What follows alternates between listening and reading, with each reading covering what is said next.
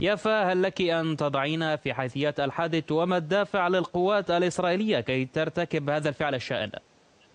نعم، دعنا بداية نتحدث عن أصل الفيلم. الفيلم تم نشره على اليوتيوب ومدته 67 دقيقة. قامت ثاني عفوا وضعته الشريط وضع من قبل المنظمة الدولية للدفاع عن حقوق الطفل فرع فلسطين.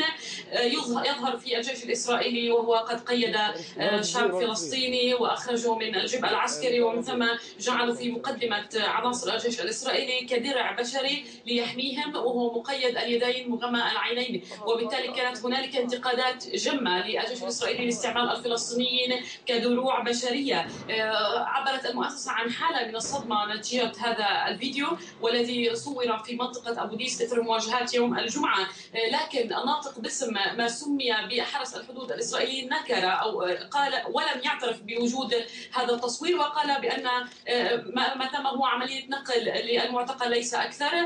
في حوار عبر وسائل التواصل الاجتماعي وتويتر تحديدا، كان صحفي فلسطيني زميل لنا وقد تساءل وسأل الناطق باسم الجيش الإسرائيلي باراك راز عن هذا الموضوع، وعلق بأن الجيش سيقيم تحقيقا حول هذه الحادثة تحديدا.